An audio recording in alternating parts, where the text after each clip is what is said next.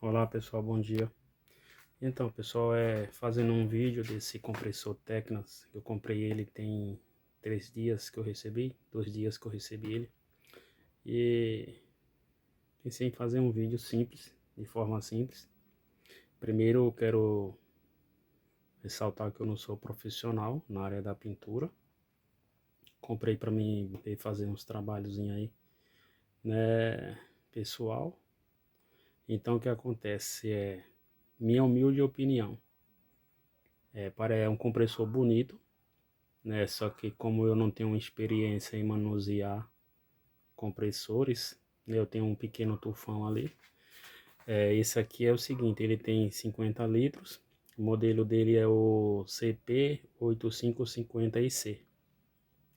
Então o que acontece? É um modelo para hobby, dentro do mercado, em termos de preços, ele é bem tranquilo em relação a isso, né, a diferença dos outros. Só que em compensação, a marca, a Tecnas, ela deixa a desejar, porque você não sabe se liga para Tecnas, se liga para o pessoal que te vendeu, mas ninguém te dá nenhuma assistência técnica, principalmente quem não tem muita experiência. Aí você liga para um, liga para outro, ninguém te atende. Aí você olha no manual, não tem muita experiência e, sabe, muita confusão na mente do peão. Então, eu particularmente é isso, deixa a desejar. E outras coisas aqui é o seguinte, tá começando a vazar óleo aqui, ó. Aqui é o nível de óleo, né? Coloquei aqui, ó, e tá começando a vazar óleo aqui, por aqui assim, ó. E eu não sei se é o correto esse buraquinho aqui, sair uma espécie de vapor, sabe? Se alguém puder aí me ajudar aí, tirar a dúvida. E outra coisa quando eu ligo ele, pessoal, já imediatamente já aciona, já sabe, já começa. Praticamente eu fiz uma pintura básica ali, quase todo o momento que eu tava com ele tava ligado, sabe?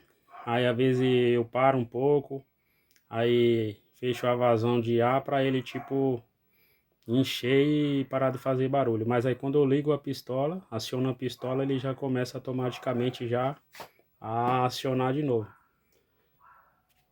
Eu sinceramente, eu comprei visualizando, né, valor, mas não compraria mais. E também, com todo respeito, quem tem, ou se alguém puder deixar um positivo aí, eu sinceramente eu não compraria mais. Me arrependi, tá? Mas assim, ninguém vai na cabeça de ninguém, entendeu?